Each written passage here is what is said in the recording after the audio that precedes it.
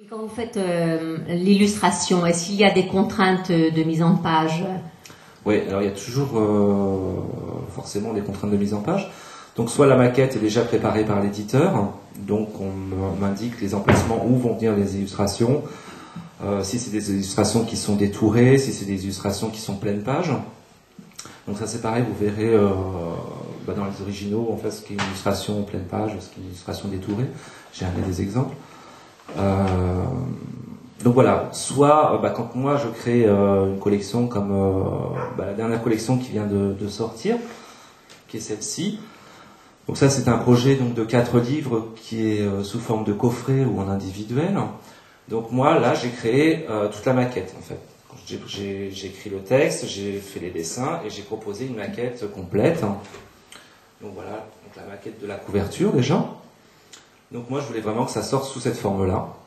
Et en fait je voulais qu'après le livre soit à chaque fois un album complètement illustré et qu'il soit illustré pleine page.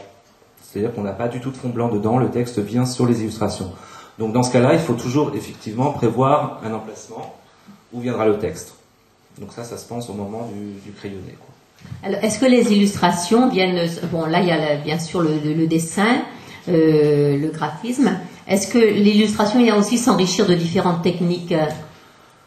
Oui, oui. Après, on peut travailler différentes techniques. Donc moi, je travaille essentiellement à la peinture, l'acrylique, mais je travaille aussi du collage, parce que j'aime bien mélanger la peinture et le collage, en fait. Donc, c'est pareil. Il y a des livres où il y a des exemples. Et vous verrez mieux sur les originaux. Mais par exemple, voilà, je vous montre cette page-là, mais vous verrez après. Donc là, c'est un mélange de peinture et donc de façon à faire ressortir les deux personnages principaux de l'histoire, qui sont le renard et le petit poussin. Pour les faire ressortir par rapport au reste de l'image, moi j'ai utilisé du papier de soie collé, froissé, et puis je peins par-dessus en fait. Donc, ce qui fait que ça donne une matière au personnage, et le fond, le reste lisse, puisque c'est de la peinture en fait. Donc voilà, c'est le moyen que j'ai trouvé moi pour faire ressortir mes personnages. J'utilise pas systématiquement ce principe-là, mais j'aime bien l'utiliser aussi, quoi.